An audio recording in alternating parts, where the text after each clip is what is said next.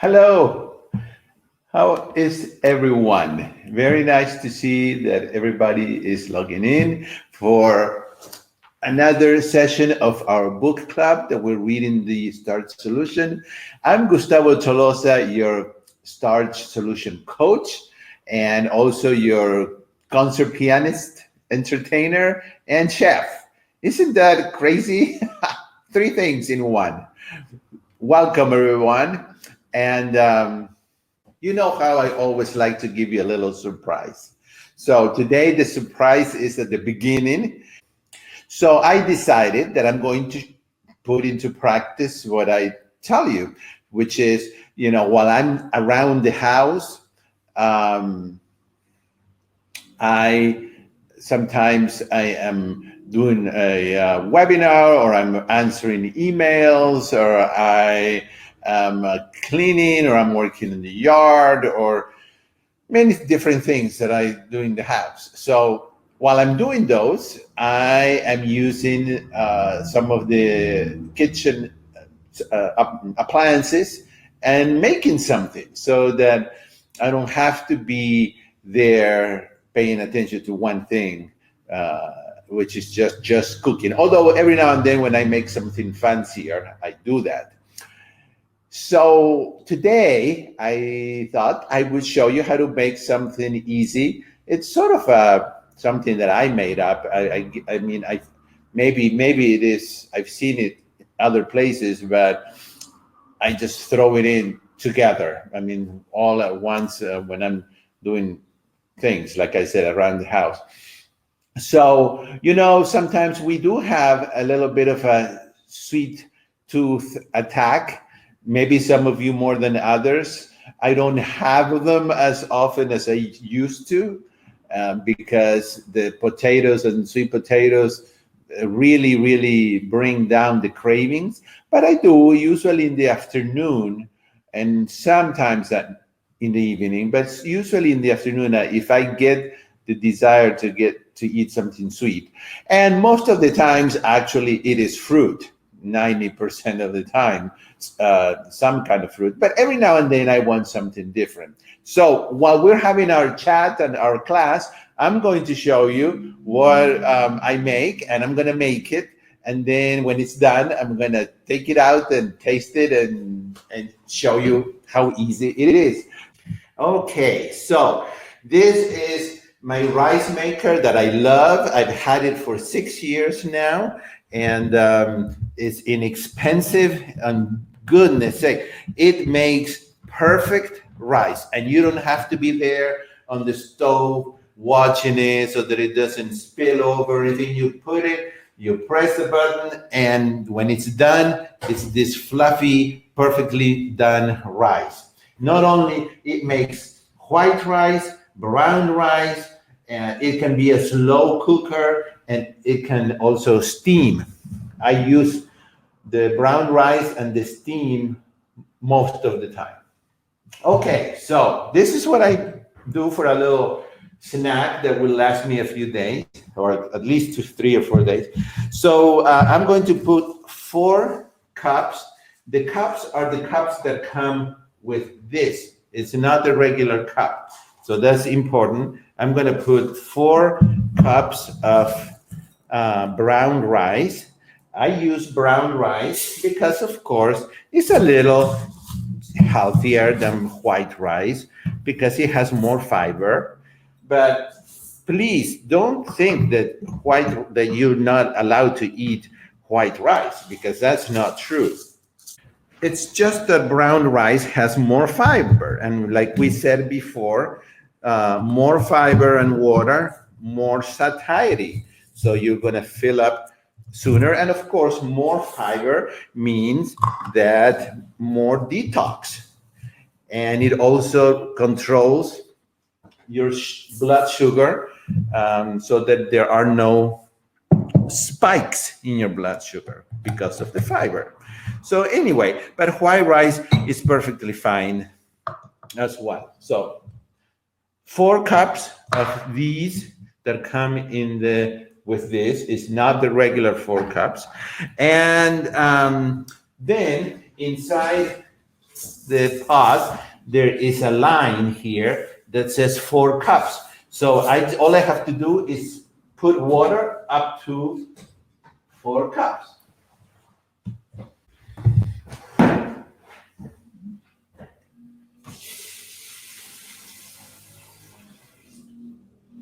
And because I'm going to add other things, I'm going to put 4 cups of water, and I'm going to put 1 extra cup of liquid, which is going to be almond milk that is coconut almond milk. So it's basically almond milk with a little bit of flavor. And this is the first time that I'm doing this. I usually just use water. The reason I'm adding a little bit more than 4 cups, up to the 4 line there, is because I'm going to put 1 cup of dates, chopped without the pit, and those dates are going to absorb the liquid, which is what we want. That's why I'm adding a little extra liquid, because it's going to absorb that. And then I will add half a cup of raisins, or any other. It could be this is raisins, and it's also dried blueberries. Half a cup. And those will absorb liquid, which is wonderful, again, because liquid and fiber produce satiety, and that's what we want. And then this here is 2 apples that are chopped. The reason I put it here is because I had those 2 apples and I didn't know what to do with them. I'm not an apple eater. Every now and then I have one, but I usually eat them with something else, in the oatmeal, or in this case here. So now I'm going to add a little bit of vanilla, just a drop. And now any spice that you like. It could be just cinnamon. It could be an allspice. It could be pumpkin pie spice, whatever you like. And I'm going to put a teaspoon, because I don't like a lot very strong spice flavors. But you could put a whole tablespoon. I'm just going to put a teaspoon of the pumpkin pie spice, which I really enjoy. And that's it. So basically, I've thrown in all those ingredients. And now I am going to turn it on, close it, of course. Well, I will mix it up a little bit.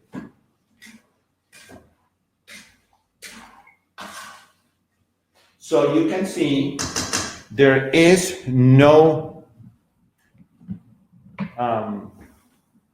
processed sugars.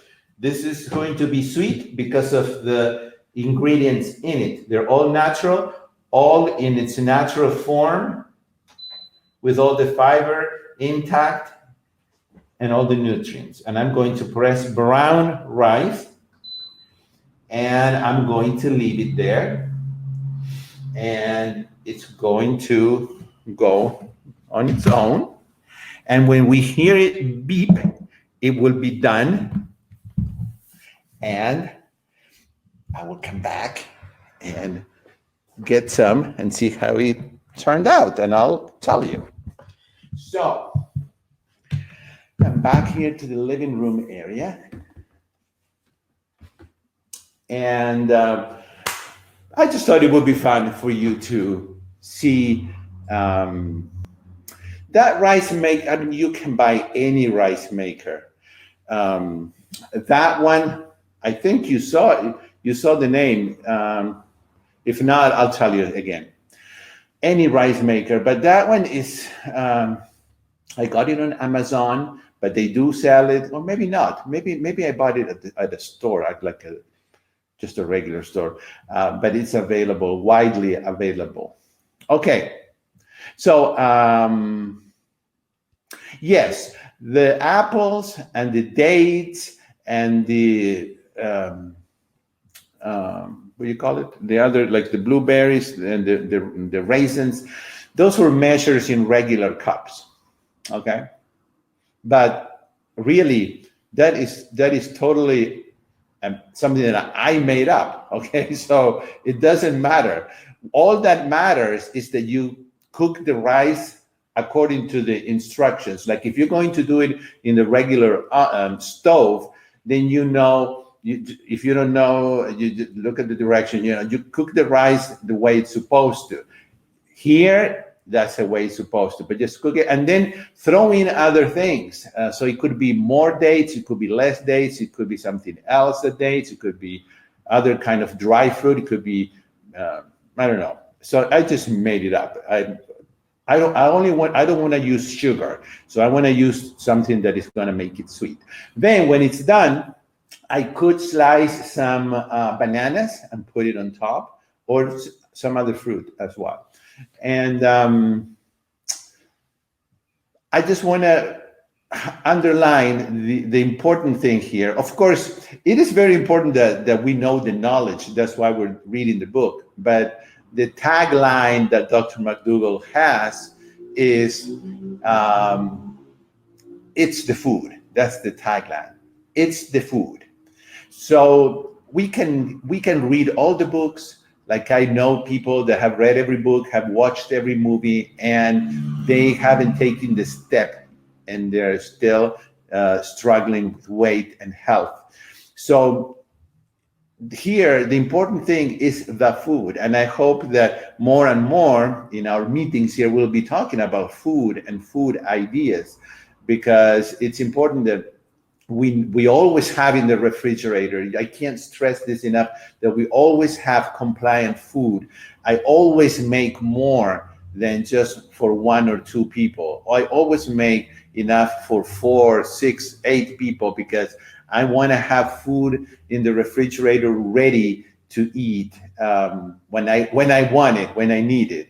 And so that's important. Costco used to sell aroma rice cooker. Yes, I may have bought it at Costco, but I don't recall, because it's been 6 years that I've been using this.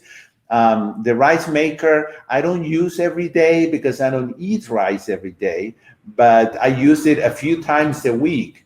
Now, the Instant Pot is a different story. I use it every day, and sometimes 2 or 3 times a day.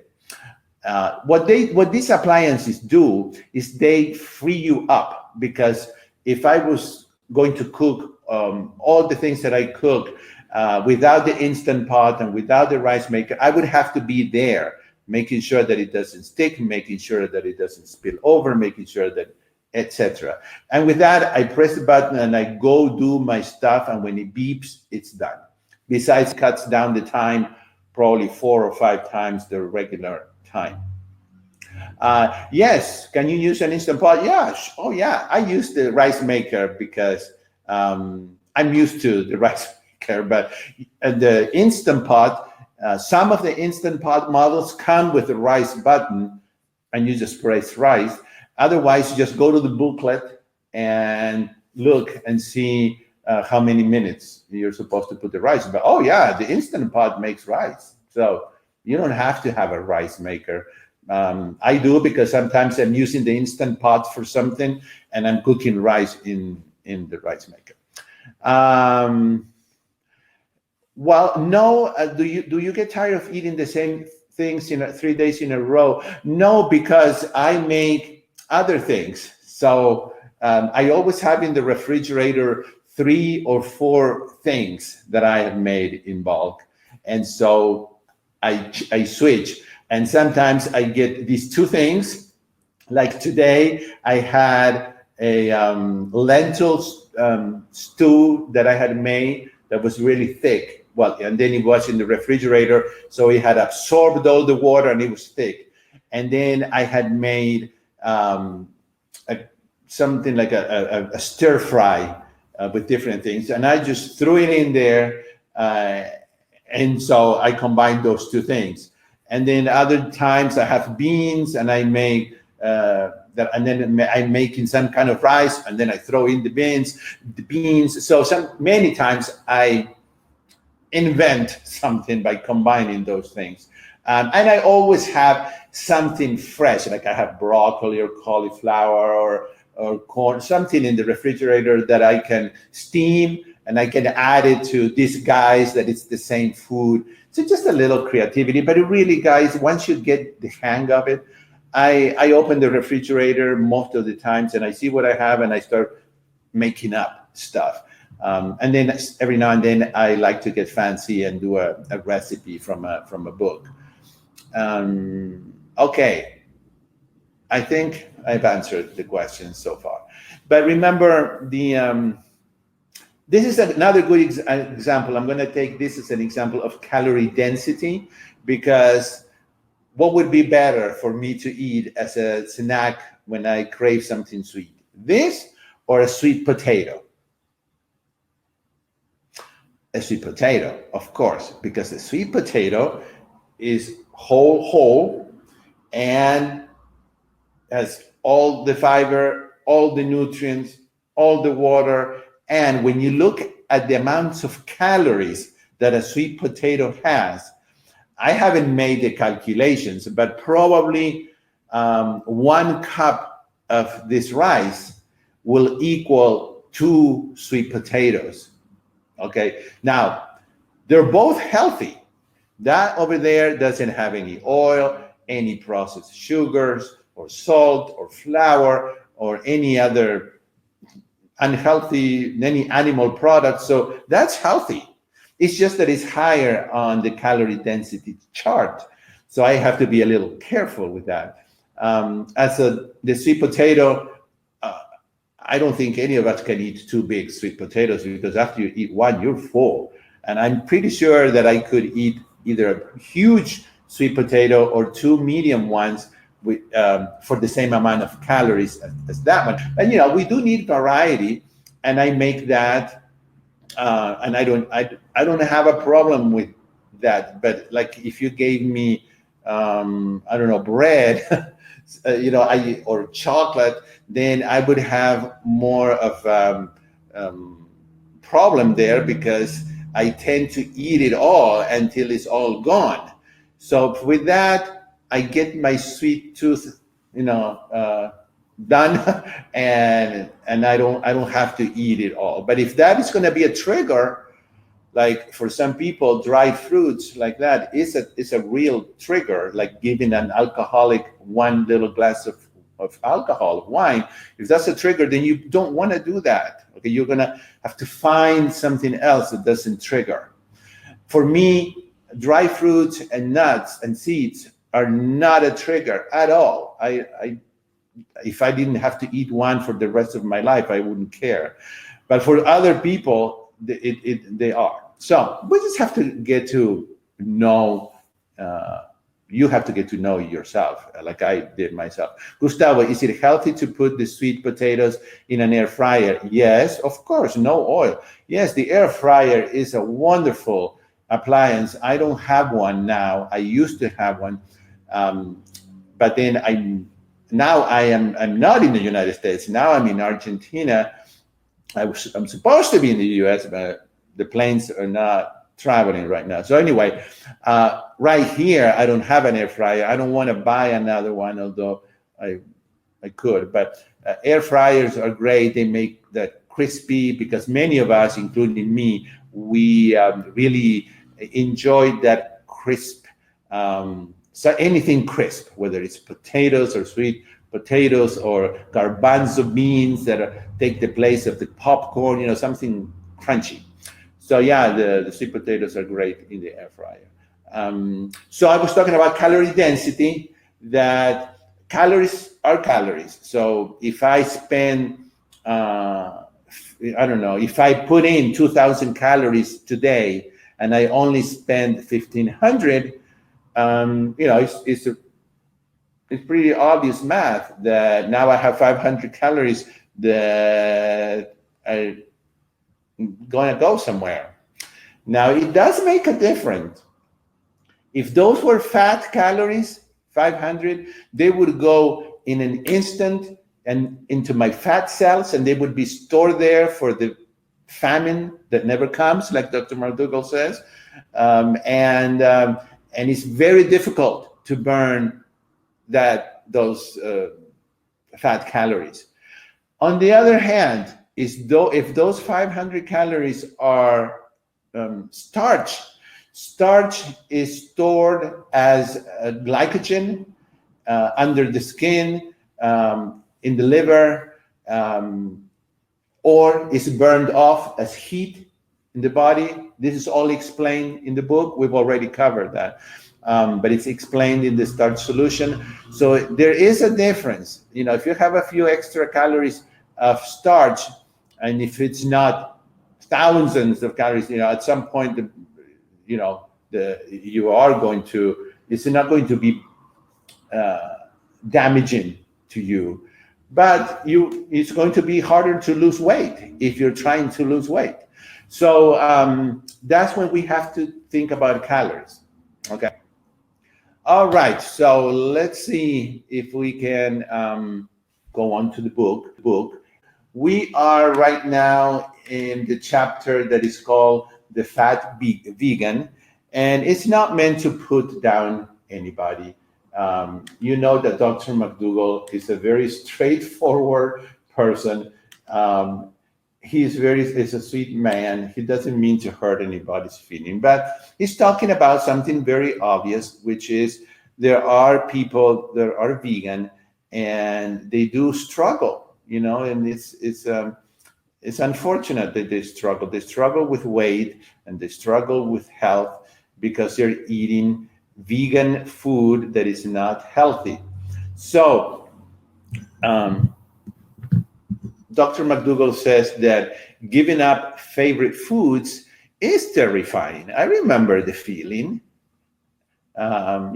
just swearing off meat and milk and cheese, for example. It feels like you're going to literally starve to death.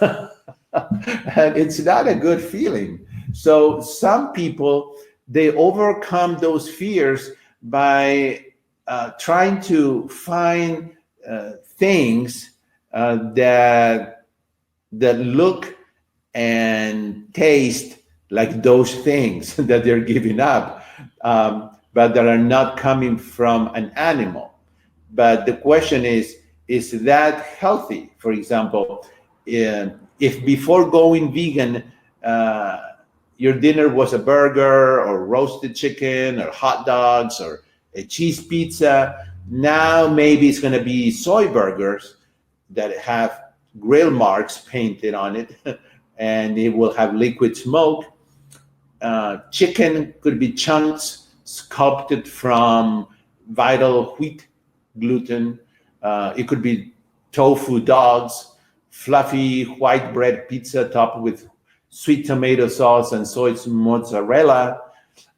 So instead of replacing the meat with healthier alternatives, vegans too often fill their plates with meat equivalents crafted from highly processed soy proteins that, on top of being highly processed, because you could have soy products that are not highly processed, on top of being highly processed, they're also bathed in vegetable oil. And we have seen in the previous chapters that vegetable oil has even worse effects on your endothelial cells than some of the fats, saturated fats from animals. So we have to be very smart here and really learn this chapter very well.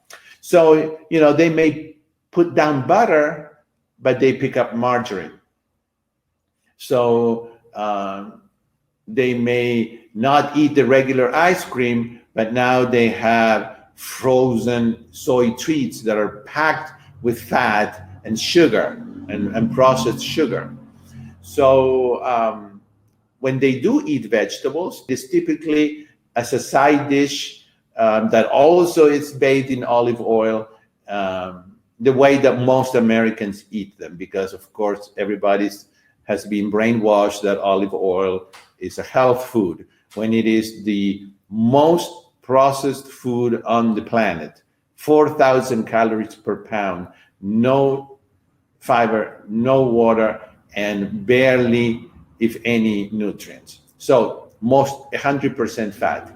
So ignorant of the damage to their health, they give themselves a congratulatory pat on the back for saving the animals from suffering, which is good. That nothing wrong with that. However, they're leaving one very important animal off their list of concerns: themselves. So they're saving animals and they're still killing themselves. So calorie for calorie, fake foods are not much better nutritionally than the animal foods that they replace.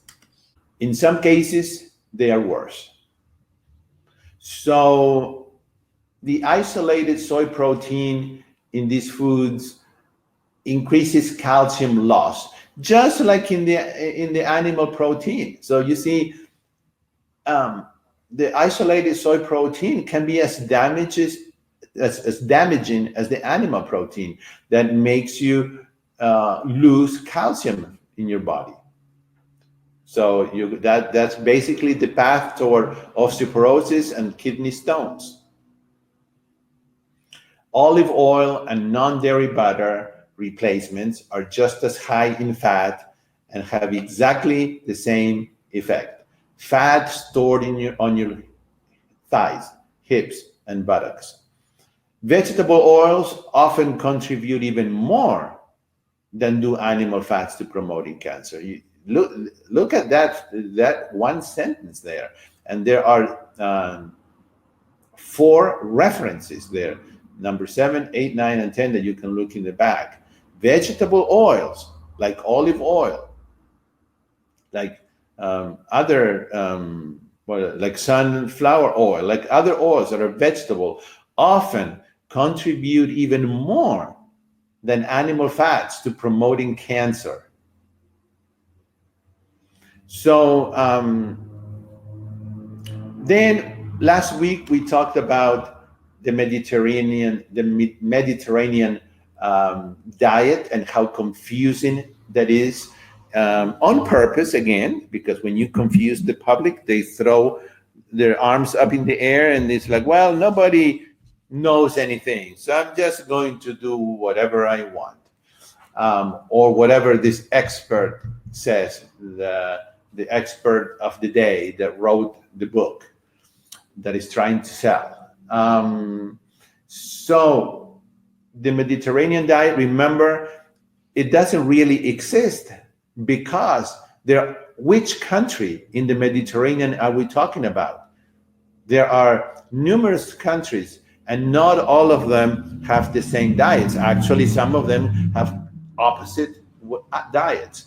Now, I know that in the Mediterranean diet that is usually thought of is the one that uses olive oil. And again, according to what we compare it with, we can get the results that we want. So if we take the Mediterranean diet that includes a lot of fresh vegetables, even though they have oil, and we compare that to the really processed standard American diet, of course the Mediterranean diet is going to show some benefits. But it's not because of the oil. It's because of the added vegetables and fruits, and less processed foods. But on the other hand, if we compare the Mediterranean diet with a diet that is whole food, plant-based, like the one that Dr. McDougall and many, many other doctors recommend, then we can see that the benefits are very, very different. The Mediterranean diet doesn't even come close to providing the benefit that a whole food, plant-based diet centered around starches will do. So here comes another very interesting topic, and I'm going to go back to camera.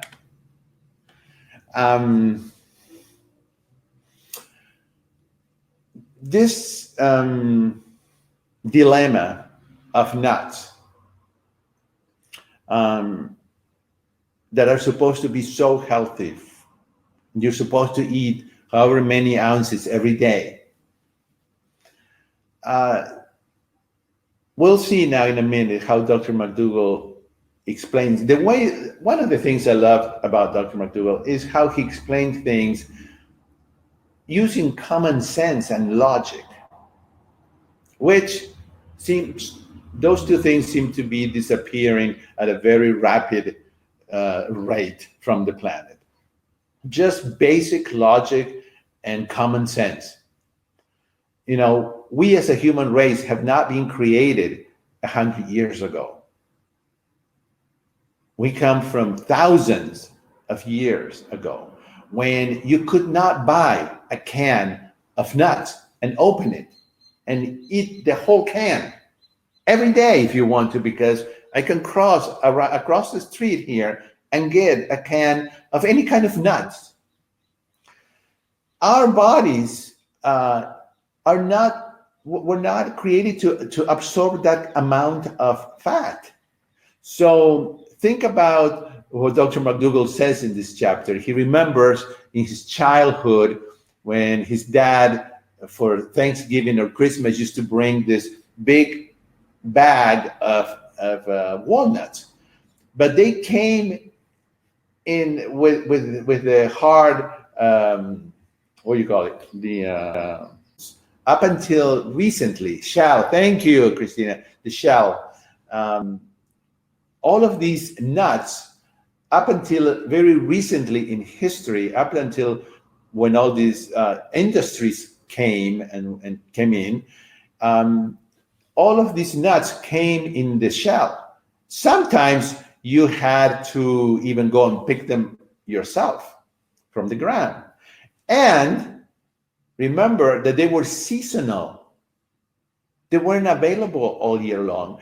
Yeah, now they're available all year long, year round, at least in most part of the world, because we have all these ways of transportation. I mean, we live in an amazing place, in an amazing time for many things, but very destructive in others. So think about all those things that I just mentioned. First of all, they weren't available all year long.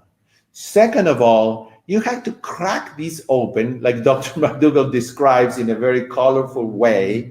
You know, it took probably more calories to crack each one of these things open than to eat them. And then you just got tired after a while, and you just, well, okay, I'm done. Because, you know, I even remember when I was a child with a hammer opening, you know, the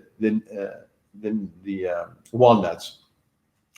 So this is important to remember, because now when we go back here to our page that we were looking at, growing up in a lower income family in the suburbs, you know, I had the luxury of eating nuts just once a year. And I know that Dr. McDougall was not the only one in that situation.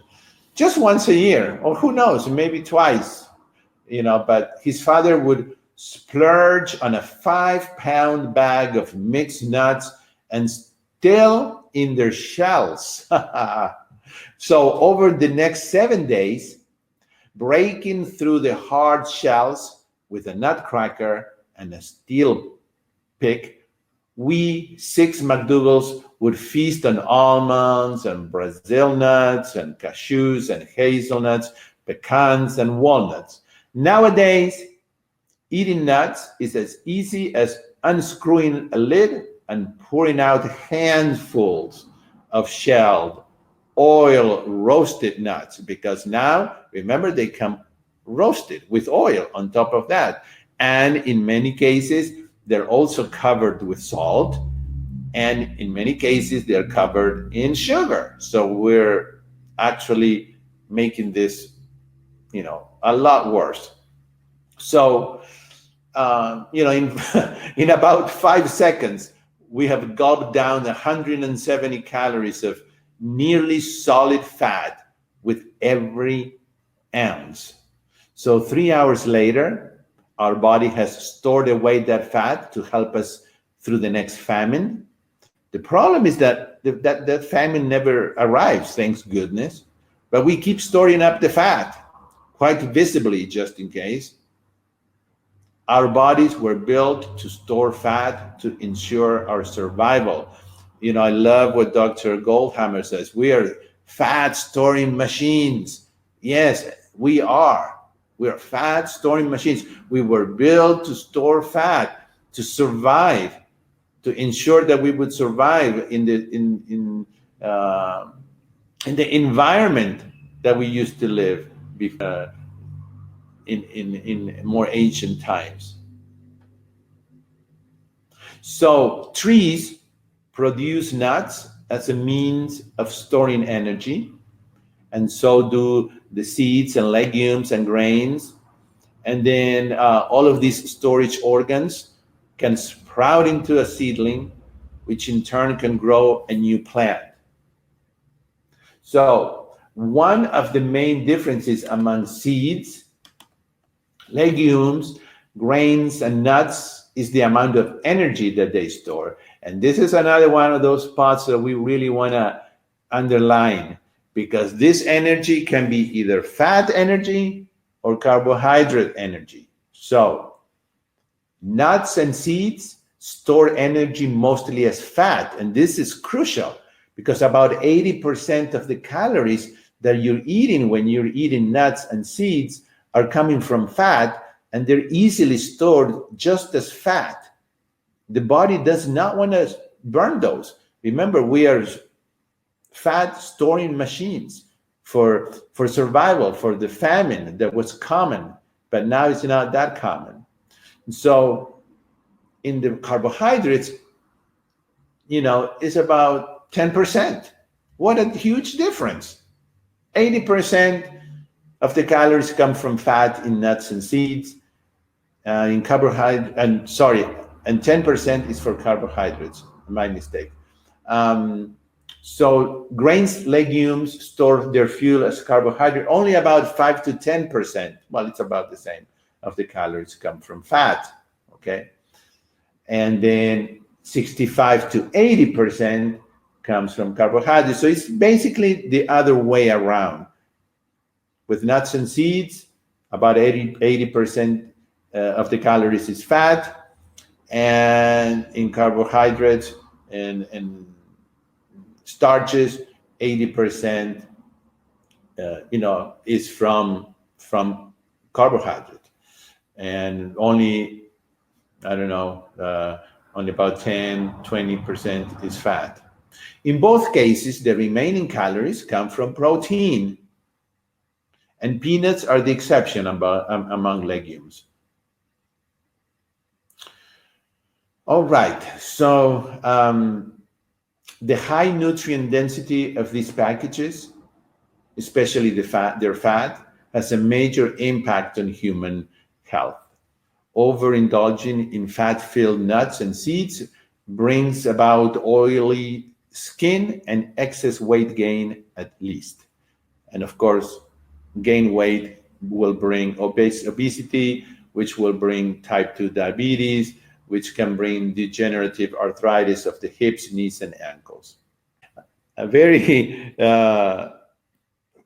interesting question that Dr. McDougall asks. So, faced with a 24-ounce jar of roasted, salted, mixed nuts, how likely are you to stop at one small handful? You think, how could just one more cashew hurt me? It's true. I mean, once you open one of those cans or jars, it's very hard to stop. It's the hand to mouth kind of mindless eating that is so easy to do and to overdo.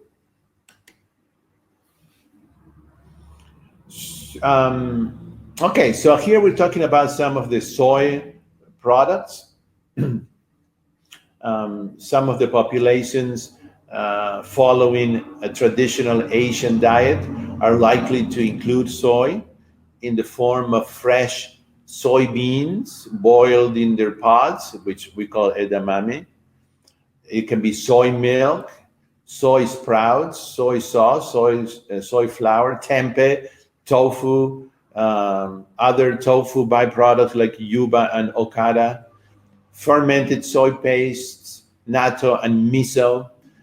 So these are foods uh, are eaten fresh, and they're made using simple processes. Okay, they're not made in an industrial way with a lot of pressing and a lot of heat. They're made with in a very simple process. A traditional family in Japan or China gets fewer than 5% of their daily calories from soy. That comes to about 2 ounces of soy foods daily, providing 7 to 8 grams of soy protein. So, of course, such a small amount of soy food has little, impact, good or bad.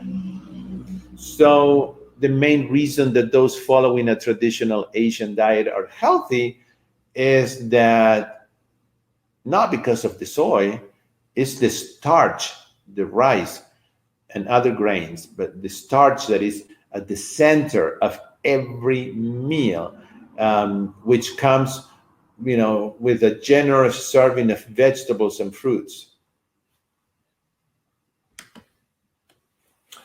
Fake soy foods cause harm. This is self-explanatory. I'm sure that you have read this. If not, go back, read it. It's very interesting to read about all of the chemicals that go into producing some of these fake cheeses, fake chicken, fake turkey, fake lunch meats, fake sausages and hot dogs, fake hamburgers. So fake soy foods lack the vital element found in nature, which is fiber. What else is missing? What else is missing from these fake soy foods? Carbohydrate, um, some very important vitamins and minerals, and many hundreds of beneficial plant chemicals. So once that all of these components are stripped away, the results on your health can be as far-reaching as constipation from lack of fiber to a reduction in endurance due to carbohydrate deficiency. Isolated protein burden the liver and kidneys. So in time, the protein overload wears out these organs, potentially contributing to outright liver and kidney failure, especially for people who already suffer from organ damage.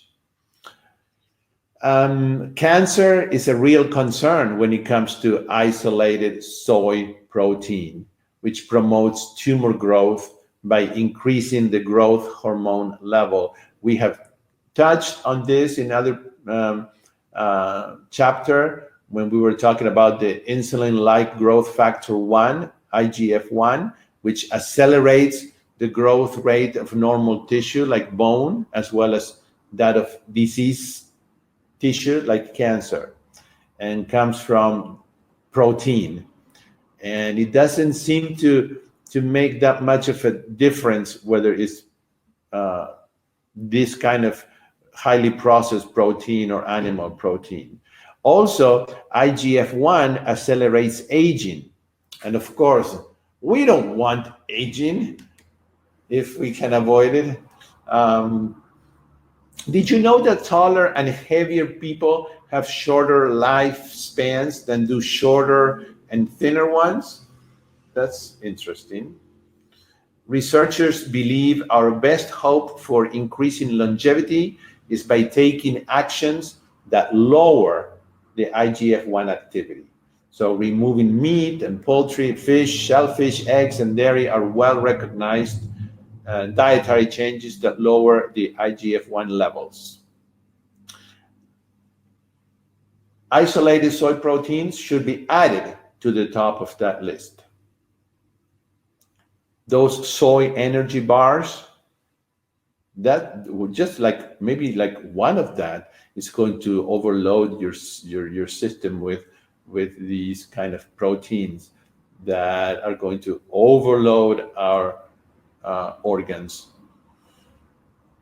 All right, so soy protein isolates in some common foods, and you can see here the serving size and the amount of soy protein. It's quite high.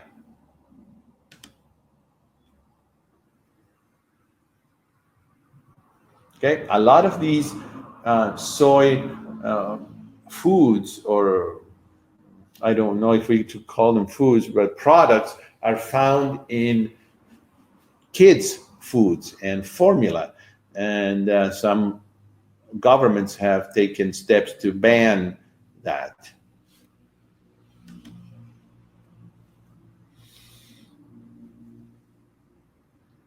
All right, so let's see here.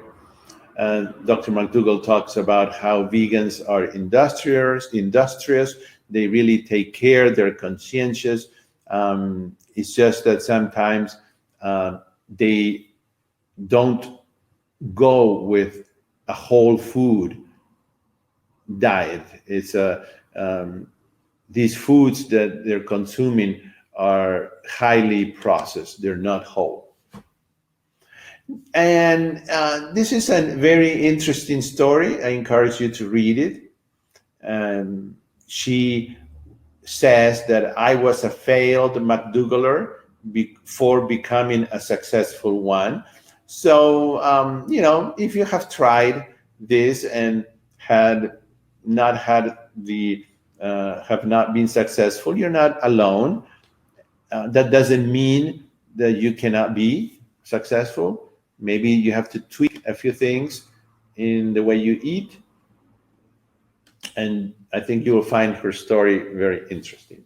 So let's go back here. And one of you here has written, growing up, I still remember using a nutcracker. Yes, I do to crack the walnuts. Then I had to wait for the nutcracker to come around the table. Yes, because there was one. After my siblings had their turn, too long for a kid to wait. So I only had one walnut. Now, I remember putting the walnut at the door and cracking it with the door. So, those things are easily forgotten, but they do make a very, very big difference. Last Thursday, I interviewed Dr. Jen Hawk, who talked about the pleasure trap. I will include the link to that interview in the email that will go out with this replay. She is brilliant. She works with Dr. Lyle. She works at True North Health Center. And she has a gift for putting things in a very simple, concise way. The Pleasure Trap is a book that Dr. Goldhammer and Dr. Lyle wrote about, 15 years ago or so. And it's very academic. You have to read it 2 or 3 times. It's very dense, but it really explains what this pleasure trap is. This is what we deal with every minute of every day, whether it's with food, with relationships, with work. Our bodies are also made to seek pleasure, the pleasure trap. And so I asked her to tell us what the pleasure trap is and how do we get out of it. and her explanation was brilliant. And I hope you will watch that video, because hopefully it will open up a window there, and you will go, you will have one of those aha moments. I do recommend the book, The Pleasure Trap. Is again, it's a cornerstone book in psychology. Okay, so any other questions that you may have that may be more practical? I can tell you what I ate today, if that helps. For breakfast, the previous night I had made baked potatoes, and I decided that I was gonna make more than just 3 or 4. So I made like 10. Since the oven is on, it's the same amount of energy to cook 2 as it is 10. So I baked them.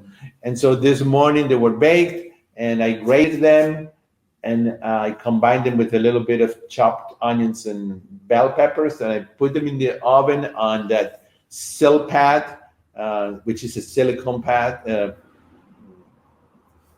that goes on like a cookie sheet. Put it in the oven, and I had hash browns. Then for lunch, I had leftovers, which I combined. I told you I sauteed some onions and garlic, water saute, obviously, and I had chopped some mushrooms, which I combined. And so it was the onion, the garlic, the mushroom, and I had some chickpeas in the refrigerator. I had made hummus, but I had left like 2 cups there that I didn't do anything, so I threw it in there. And then I had some steamed kale that I had steamed the previous day, and I chopped it and I put it there. And then I had like 2 cups of that lentil stew, and I threw it in there. So that was a mixture.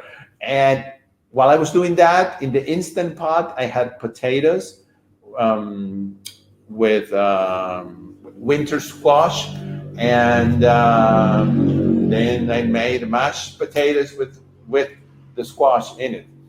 And so I had those 2 things. It didn't really take a lot of time to make them. And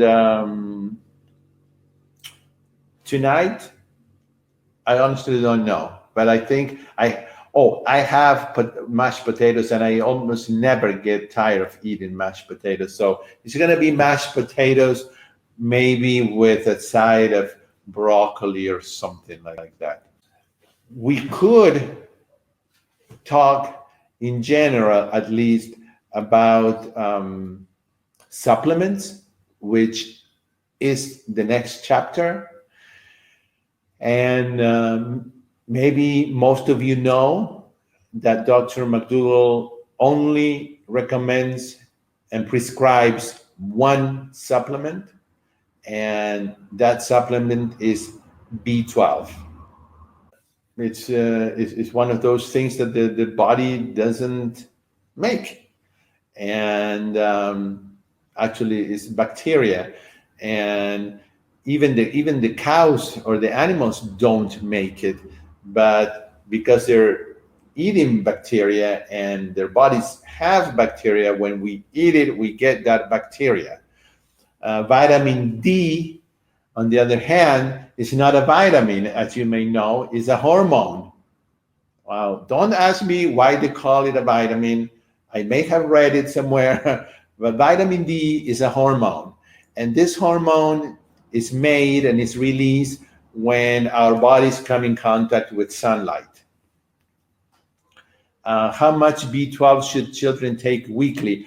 Well, I would definitely, for that kind of, even though it's not a drug that I'm prescribing, I would, to be on the safe side, I would go to Dr. McDougall's website, drmcdougall.com, and under the search button there, which it's a wonderful search button that they have put there.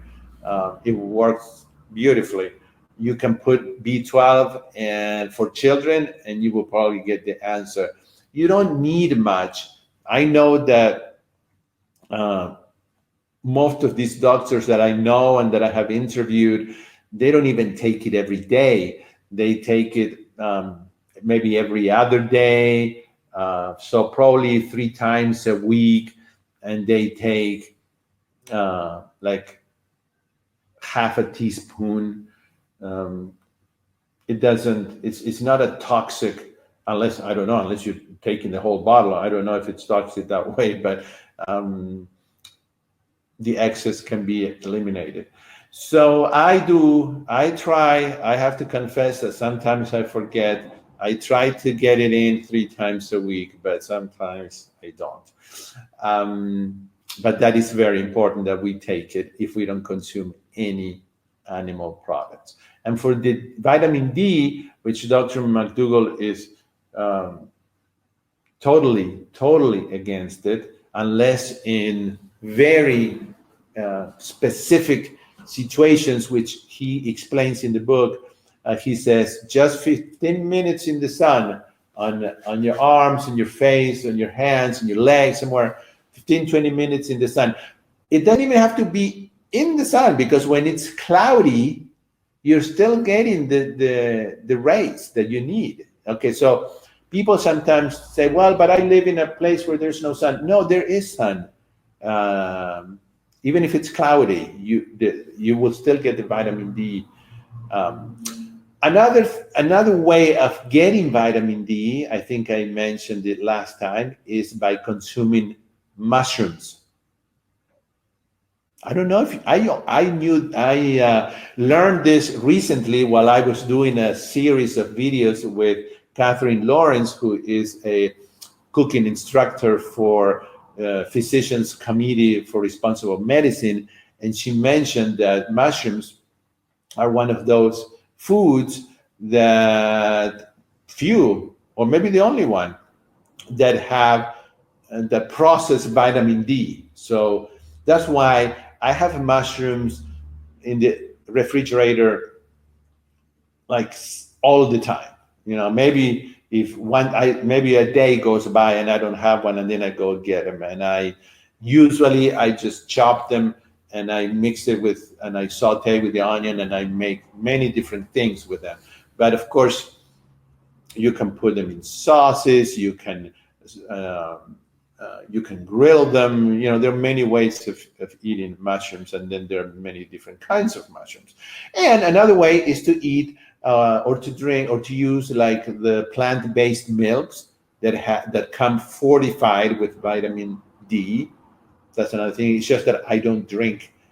I only have those that milk to sometimes I make banana bread or carrot cake, but these things I do seldom.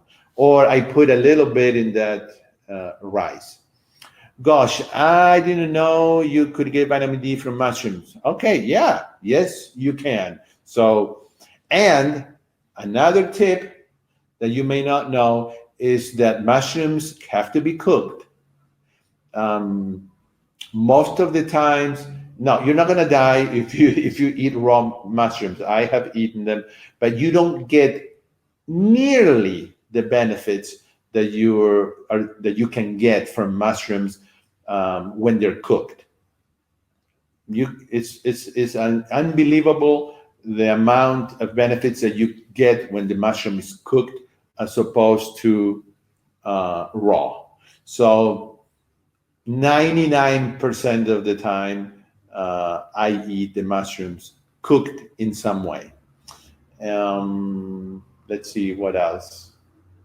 I was going to say one more thing about cooked, and then it escaped me. So I'm going to move the camera because now my whole house smells amazing with the pumpkin pie spices and the apples that I put there, and the dates and the rice and the vanilla and the coconut.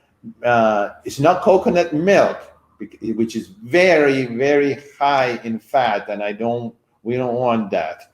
It's just almond milk with some coconut flavoring. What do you usually have for dinner? Um, usually, like tonight, it's gonna be what I had for lunch, and it's mashed potatoes. And I sometimes I just add a little side. Like if I have broccoli, I steam some broccoli with some really nice um, vinegar on it, or lemon juice, or it could be cauliflower. Um, Sometimes I like to steam cauliflower and broccoli together, and then put them in the oven and bake it to where it gets crisp. Um, so that's what I'm gonna have tonight. It's just easy. I don't tonight. I have too many other things to do, so I'm not gonna cook. Um, and then tomorrow morning is gonna be my usual oatmeal with some fruit, and then in the evening I have guests that are open. These are people that are not whole food plant based all the time. They eat limited amounts of animal foods, but they love the way I cook. So they when they come to eat here, they know that they're not gonna get any animal food, but they love it. And tomorrow, what I'm gonna make is I'm gonna make the broccoli and the cauliflower, because I made it another time and they loved it. So I steam it and then I put spices on it and I shake it so that it's coated. And I'm going to cut some potatoes like French fries, and I'm also going to put all of that in the oven. And I'm going to make a very easy recipe from Chef AJ, which is you put in the instant pot. Let's see, it has sun-dried tomatoes. Okay, it has quinoa. That's the main thing. I think it's 1.5 cups of quinoa, um, sun-dried tomatoes, and artichoke hearts, and any other spice that you want to add to that. And you put it in the instant pot for 2 minutes, and it's done. And it really is delicious, especially if you add some kind of Italian spices, because it's like eating pizza without all the bad stuff, without the cheese and the bread. So that's going to be the dinner tomorrow. Okay, I don't have cookbooks, but I do have my first cooking class, cooking webinar that I made about a month ago when my mother was here visiting and she helped me, where I made my famous grandmother's baked polenta, and I made the sweet potato pie and other things. And now I'm planning to do another one with some really awesome potato recipes. So let's see.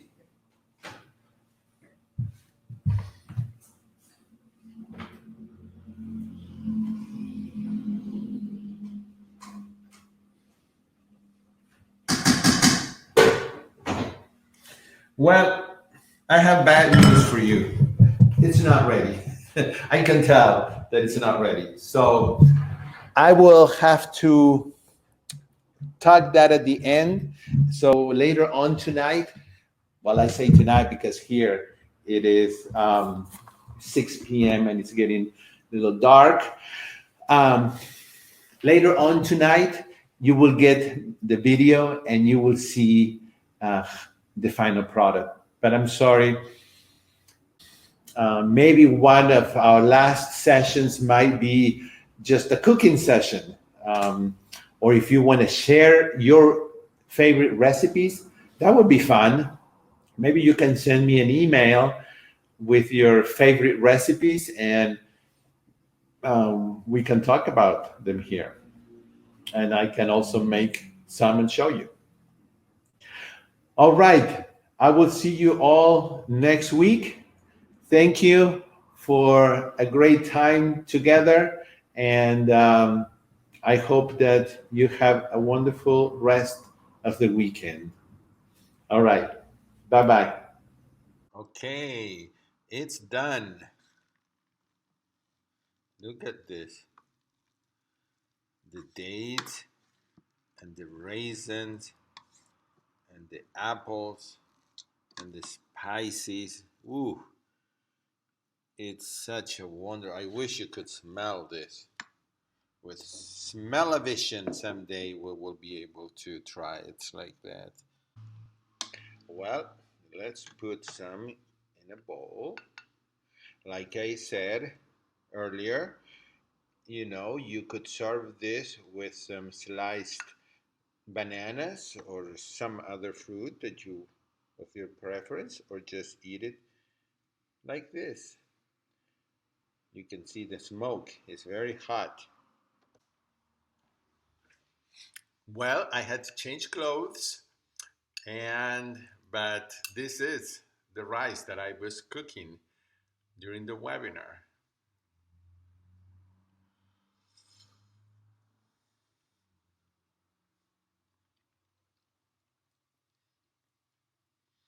It's perfect. It's amazing how sweet this is.